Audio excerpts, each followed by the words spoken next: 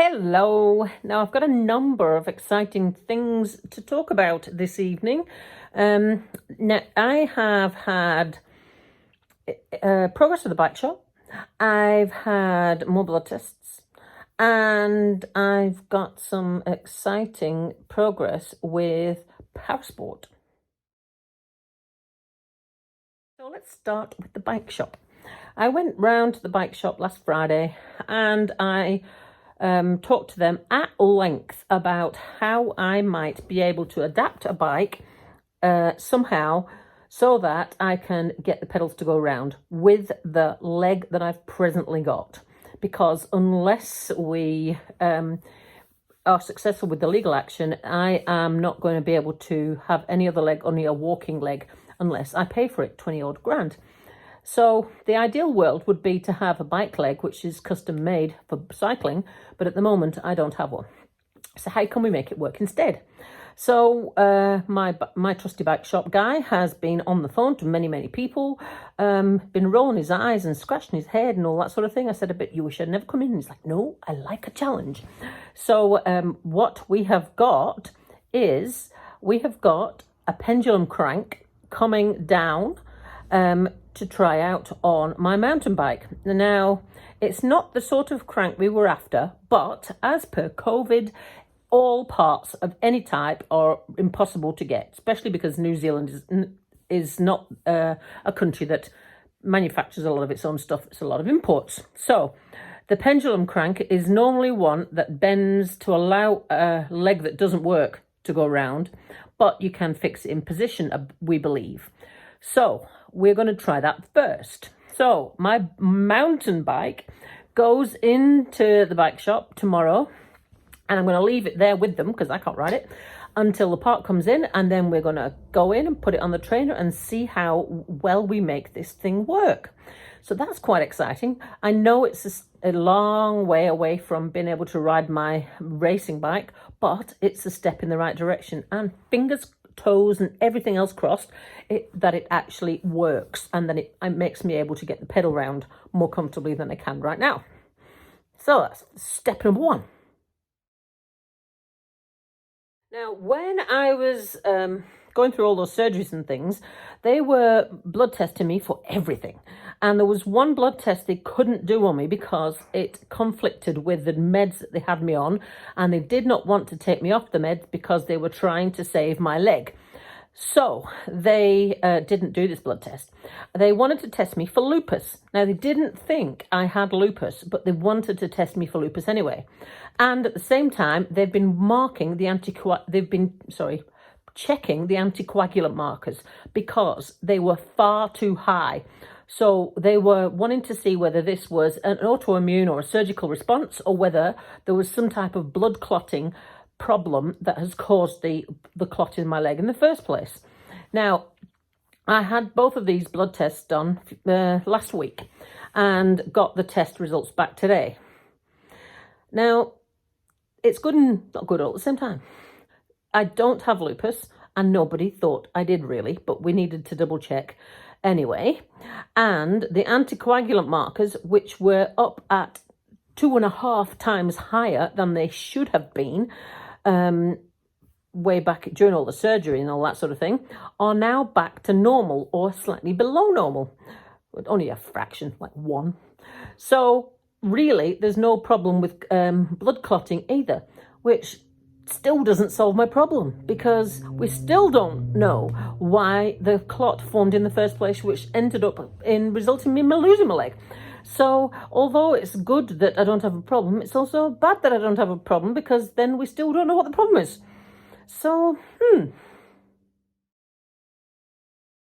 At work today, partly by design and partly by accident, I have been working towards making all the appointments slightly close together and increasing the workload.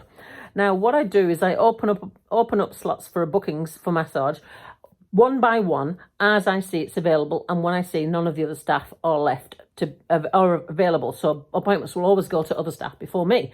And then if everyone else is full up, then I open another one. This week has ended up a little bit busier than previous weeks, which is a good thing to see whether I can manage it, to be honest. And today I deliberately put a massage right on the back of a personal training session. Me and the occupational therapist had a wee chat about this and how to increase the load without going. And we decided that the best way to back appointments, because all my appointments have had gaps in between to recover, we're trying to close them gaps up again. So the first thing we tried would be to put in a massage right behind a personal training session. Should be easier because in a personal training session, I'm not physically doing the exercise and I can sit down some of the time. So that's what I tried today. Now, there was somebody who rang up and asked for an appointment. So I put the appointment in front of the personal training sessions. So I had two personal training sessions and massage.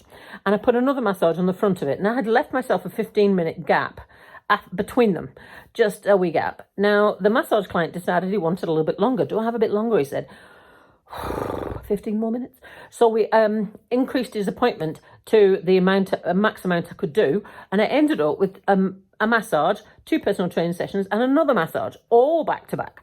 And I was actually quite pleased by how well I felt at the end of it all. And apart from the fact that I'm sweating like crazy, I'm beginning to wonder whether it's the menopause hot flash things, because I'm getting them an awful lot. But from a leg point of view, it was pretty good. So I'm really happy with that. That's good progress. So the next thing I need to try is closing the gap between the massage appointments and then putting a massage and a massage back to back to see what goes on there, whilst also working on the exercises the physio gave me so I don't have to take the leg off. But the really exciting thing that has been going on in the background here has required a lot of investigation.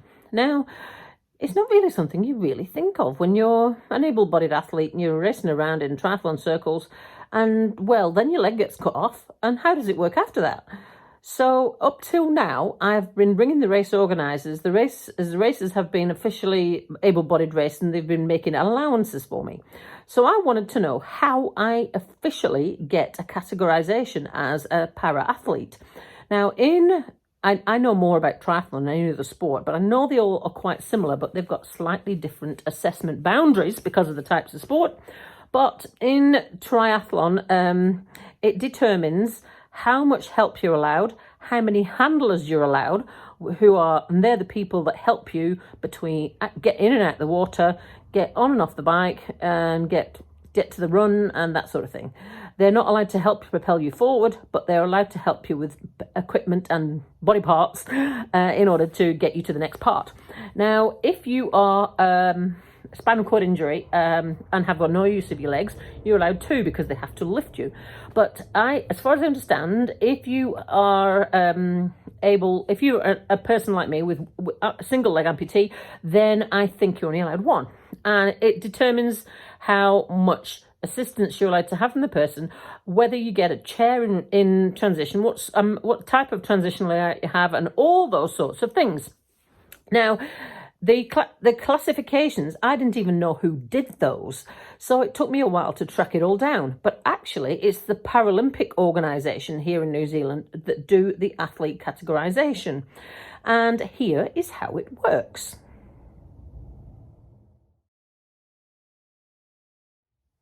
Now, this is from what I understand so far, and I've only just started the journey. So the first thing you've got to do is register your interest to be a para-athlete on the Paralympics website. Now, to begin with, I was like, Paralympics, I don't want to be in the Olympics, but this is how it works in New Zealand anyway. So you have to register your interest, and then somebody contacts you and asks you what sports you're interested in. Then you've got to go and see your doctor. So I printed off the form and filled in my bits. Now, my GP is just awesome. Awesome. And I don't actually have to make an appointment to go and see him. I can just leave him messages and he's happy with that. So I left the form in at the GP for him to fill his bit in. I left him a note explaining what I'm trying to do, that I'm trying to get classified to do parasport, and he has to fill this piece in. So he has to fill in the medical information, given details about your disability, and he had to include medical notes, medical records to support what he was saying.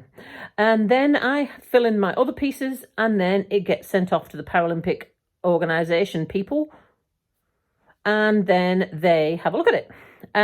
But at this point, what I did not know, because until I was speaking to the lovely Marguerite at Paralympics, is that my knee replacement also comes into this. Now, I didn't ever think that would be the case.